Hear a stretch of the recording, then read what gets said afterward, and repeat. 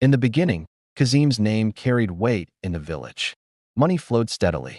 His mother no longer worried about food. Repairs were made to their house. Neighbors who once pitied them now spoke with admiration. Validation is a powerful drug, and Kazeem consumed it daily. Each time he sent money home, praise followed. Each visit to the village drew attention.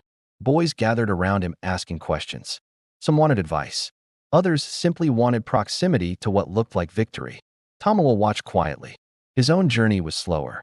His workshop smelled of fresh wood and sweat. His palms were rough. Customers negotiated prices sharply. Nothing about his progress was dramatic. Yet something was changing. His hands were becoming skilled. His eye for detail sharper. A local teacher ordered a wardrobe and paid him in full without argument. It was the first time someone trusted his craftsmanship without supervision. Respect, though quiet, began to grow roots. Meanwhile, in the city, Kazeem took greater risks. The small transfers were no longer enough. Bigger networks promised larger returns. The conversations shifted from excitement to strategy. The stakes rose. Fear visited him more often now. He began sleeping lightly, phone clutched close. He checked his account repeatedly. When transactions delayed, anxiety tightened his chest. But when money entered, the relief washed away doubt.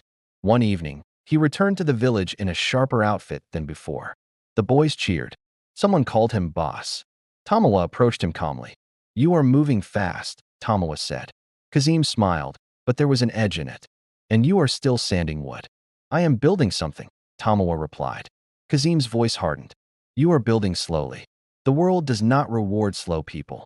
The sentence lingered long after the conversation ended. Comparison had turned into contempt. Back in town, cracks widened.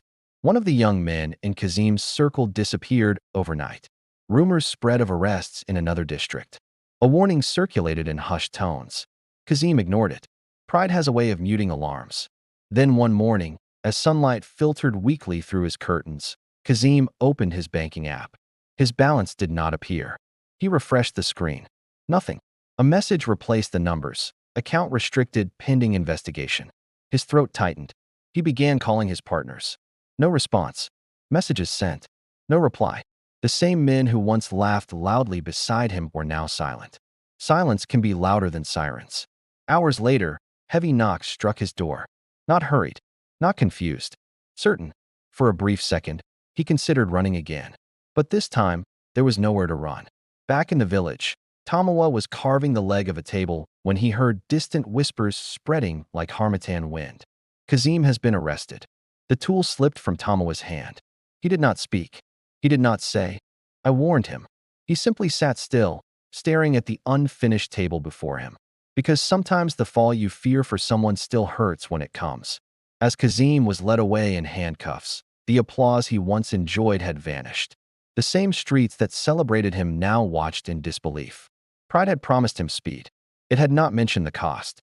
And now, for the first time since he typed that single word months ago, Kazeem understood something painful. Fast roads often end abruptly. The fall has begun. In Part 4, shame replaces applause. Loyalty will be tested.